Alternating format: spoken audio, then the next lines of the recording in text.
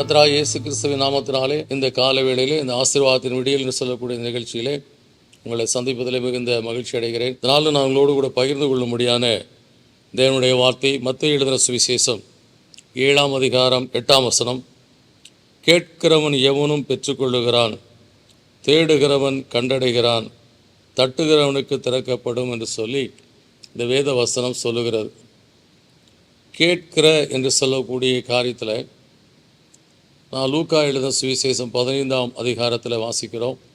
இளைய குமாரன் தன்னுடைய தகப்பனிடத்தில் போய் உரிமையோடு அங்கே கேட்ட காரியத்தை பார்க்கிறோம்.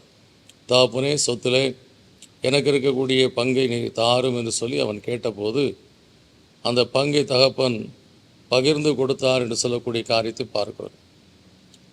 நாம் கேட்கறதுல முக்கியமான காரியம் நமக்கும் தேவனுக்கு இருக்க உறவு ரொம்ப முக்கியமான காரியம்.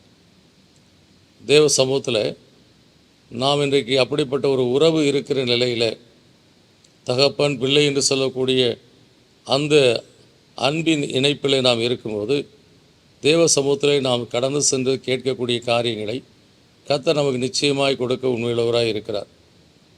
எனவே இந்த அருமையான இளைய குமாரன் கேட்டது போல விசுவாசத்தோடு நான் என் தகப்பனிடத்தில் நான் கேட்கிறேன், எனக்கான காரியத்தை நான் கேட்கிறேன்.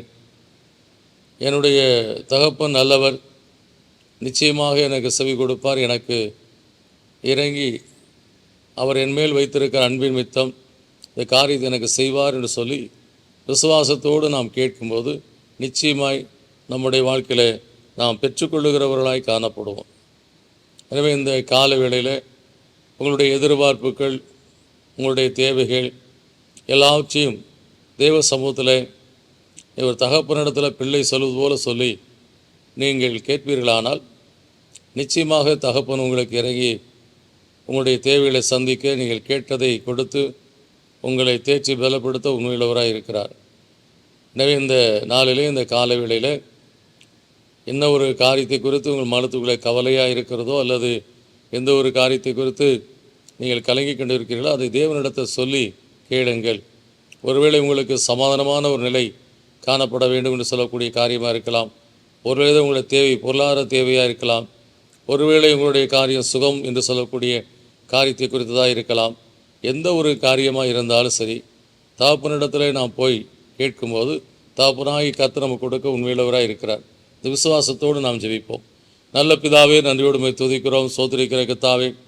கேட்கிறவன் எவனும் பெற்றுக்கொள்ளுகிறான்னு சொல்லப்பட்டிருக்கப்பா. நாங்கள் எங்களுடைய உறவுகளிலே நாங்கள் கர்த்தாவே உத்தமமாக இருக்கும்போது நீர் நிச்சயமாக எங்களுக்கு கர்த்தாவே கேட்கிறதை நாங்கள் பெற்றுக்கொள்ளும்படியான காரியத்தை செய்த தேவனாக இருப்பக்கா சோத்திரம். கர்த்தாவே, நாங்களும் உம்முடைய பிள்ளைகளாக, உம்முடைய குமாரர்களாக, குமாரத்திகளாக இந்த கால வேளையிலே உம்மை நோக்கி நாங்கள் கேட்கிறோம். தகப்பனே, இந்த பூவுலகிலே நாங்கள் உமக்கு மகிமையாய் வாழ்ந்திருக்கும்படியாக, உமக்கு சாட்சியாக நாங்கள் வாழ்ந்திருக்கும்படியாக இந்த பரிசுத்த நாமத்தை கர்த்தாவே நாங்கள் போற்றி துதித்து வாழ்ந்திருக்கும்படியாக இந்த கால வேளையிலே கர்த்தாவே எங்கள் வாழ்க்கையில் எங்கள் தேவைகள் எல்லாவற்றையும் சந்திக்கிற தேவனாய் கர்த்தர் உம்முடைய பிள்ளைகளாகிய நாங்கள் கேட்கிற காரியங்களை எங்களுக்கு நீர் கொடுத்து நாங்கள் உமக்கு சாட்சிகளாய் வாழ்ந்திருக்க அருள் செய்யுமப்பா.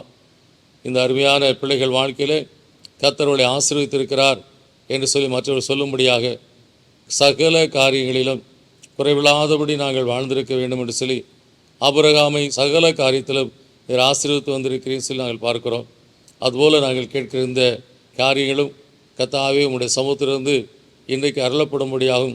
அதை பெற்றுக்கொண்டு நாங்கள் உம்மை துதித்து சோத்தரித்து இந்த பரிசுத்த நாமத்துக்கு மகிமையாக இந்த பூவுலகில் வாழ்ந்திருக்கும் அருள் செய்ய முடியாது ஜெபிக்கிறோம் பிதாவே. இயேசு கிறிஸ்துவின் நாமத்துக்கு நல்ல பிதாவே, ஆமேன்.